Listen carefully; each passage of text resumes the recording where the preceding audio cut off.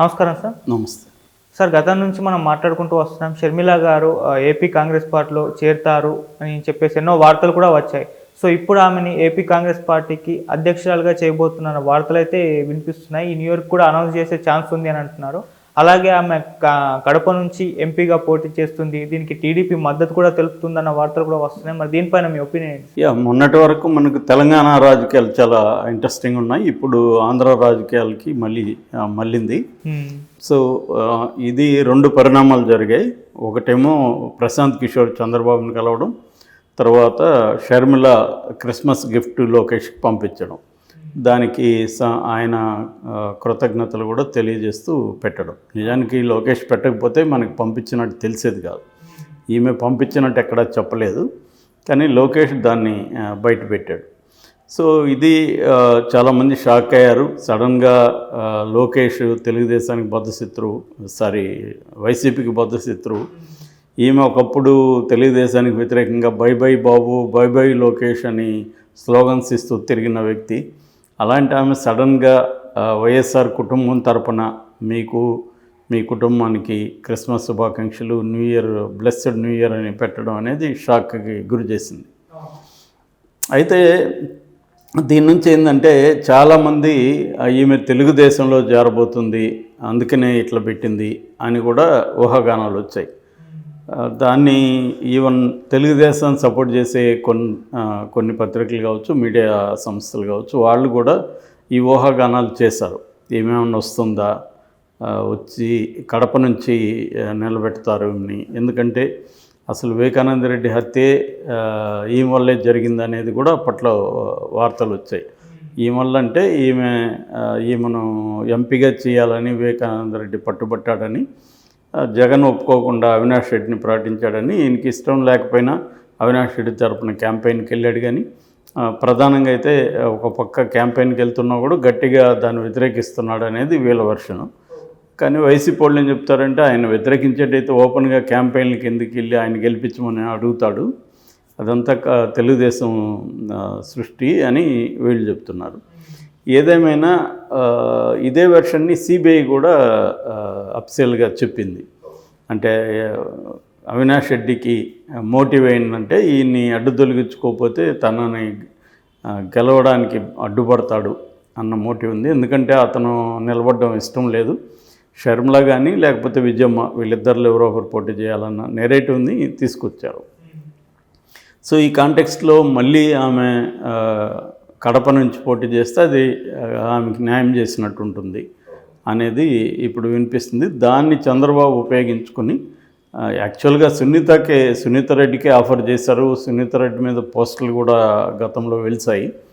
అయితే సునీత రెడ్డి ఇష్టపడట్లేదని చెప్తున్నారు. అందుకని బదులుగా ఈమెకు ఆఫర్ ఇచ్చినట్టుగా చంద్రబాబు చెప్తున్నారు. కడప నుంచి గెలిపించే బాధ్యత నాది, అవినాష్ రెడ్డిని ఖచ్చితంగా ఓడించాలి సార్ అనేది తెలుగుదేశంకి ఉన్న లక్ష్యం. సో రెండోది ఏంటంటే ఈమెని కడప నుంచి పోటీ చేయించి అవినాష్ రెడ్డికి యాంటీగా నిలబెట్టగలిగితే అది స్టేట్ మొత్తంగా కూడా ప్రభావం ఉంటుంది. అంటే జగన్ సొంత చెల్లెల్ని చేరదీయలేదు, నేను నా ఫ్రెండ్ చెల్లెల్ని చేరదీశాను, ఫ్రెండ్ కూతుర్ని అని చంద్రబాబు చెప్పుకుంటాడు. ఫ్రెండ్ అంటే వైఎస్ఆర్ నాకు ఫ్రెండు అంటే ఇప్పుడు ఈ నెరేటివ్ రంగంలోకి వస్తుంది. వైఎస్ఆర్ చంద్రబాబు చాలా క్లోజ్ ఫ్రెండ్స్ అన్నట్టు ఒక నెరేటివ్ తీసుకొస్తున్నారు. అంటే వైఎస్ఆర్ మంచివాడు, జగన్ చెడ్డోడు అన్న ఒక నెరేటివ్ని జనంలోకి తీసుకెళ్తున్నారు. సో దానికి ఈ అమ్మాయి బాగా ఉపయోగపడుతుంది. సో జగన్ సొంత చెల్లిని, సొంత తల్లిని చేయలేదు, సొంత బాబాయిని చంపుకున్నాడు అన్న ఒక నెరేటివ్ని జనంలోకి తీసుకెళ్ళడానికి ఈ అమ్మాయిని కడప నుంచి పోటీ చేయిస్తే ఉపయోగపడుతుంది అనేది చంద్రబాబు వ్యూహంగా చెబుతున్నారు. మరి అందుకని అయితే చంద్రబాబు డైరెక్ట్గా తెలుగుదేశంలో జాయిన్ అయిపోతే ఆమెకు ఉండే బేస్ పోతుంది. సో దానికి బదులుగా కాంగ్రెస్ రాష్ట్ర అధ్యక్షురాలుగా ఆమెకు పదవి ఇస్తే అక్కడ కాంగ్రెస్ నుంచి పోటీ చేస్తే తను మద్దతు చెప్తాడు చంద్రబాబు. అంటే ఒకటేంటంటే బీజేపీ కానీ కలిసి వస్తే బీజేపీ కూటమిగా ఏర్పడుతుంది. అప్పుడు లోపాయికారి మద్దతు మాత్రమే ఉంటుంది, పైకేం ఉండదు. బీజేపీ కానీ కలిసి రాకపోతే కాంగ్రెస్ ఇండియా కూటమిలో చంద్రబాబు చేరే అవకాశం ఉంది. అప్పుడు పొత్తు ఏర్పడుతుంది. పొత్తులో భాగంగా ఈమెకు ఆ సీట్ ఇచ్చే అవకాశం ఉంది.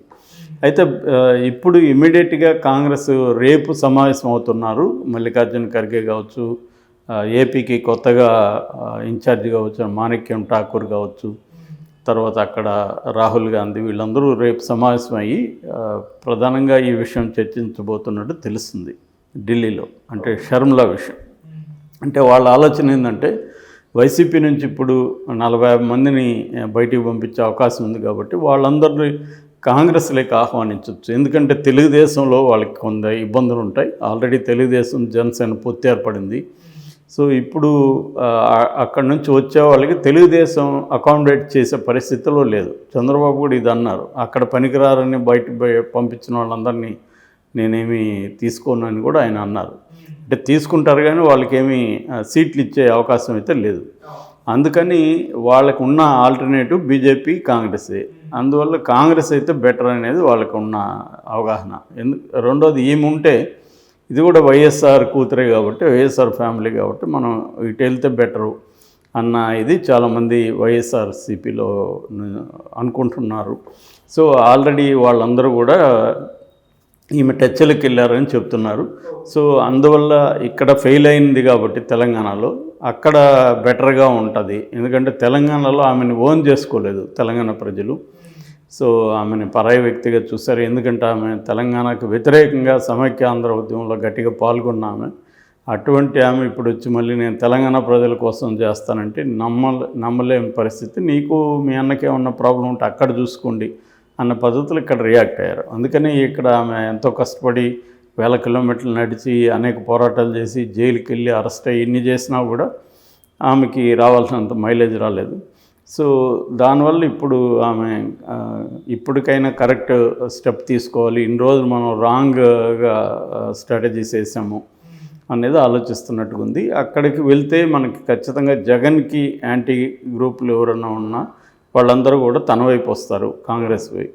రెండోది ఏంటంటే మరి ఇక్కడ ఎలాగైతే రాహుల్ గాంధీ, ప్రియాంక గాంధీ ఫోకస్డ్గా ఇక్కడ తిరిగి ఈవెన్ సందు కూడా వాళ్ళు తిరిగారు, చిన్న చిన్న గ్రామాలకు కూడా వాళ్ళు వెళ్ళారు. సో ఇట్లా అక్కడ కూడా ఈసారి ఫోకస్ చేసే అవకాశం ఉంది. అంటే గెలిచినా గెలవకపోయినా గట్టిగా అక్కడ చేయడం అనేది ఇంపార్టెంటు. అంటే బీజేపీ, కాంగ్రెస్ రెండింటికి కూడా అక్కడ బలం లేదు కాబట్టి మనం ఒక థర్డ్ ఫోర్స్గా ఎదగచ్చు అనేది, అంటే పవన్ కళ్యాణ్ని కూడా డామినేట్ చేసే విధంగా మనం చేయొచ్చు కరెక్ట్గా చేస్తే అన్న పద్ధతిలో వాళ్ళు ఆలోచిస్తున్నట్టుగా తెలుస్తుంది. 2024లో కాకపోయినా 2029 నాటికి తాము పుంజుకునే అవకాశం ఉంది అనే ఇది వాళ్ళు ఆలోచిస్తున్నారు. ఎందుకంటే అప్పటికి చంద్రబాబు కూడా వీక్ అవుతాడు, తెలుగుదేశం కూడా వీక్ అవుతుంది కాబట్టి అప్పటికి అక్కడ సెంట్రల్లో కూడా కాంగ్రెస్ వచ్చే అవకాశం ఉన్నప్పుడు ఇక్కడ కూడా ఆంధ్రప్రదేశ్లో కూడా పాగా వేయచ్చు అన్న ఒక లాంగ్ టర్మ్ ప్లాన్తో వాళ్ళు వెళ్తున్నట్టుగా కనబడుతుంది.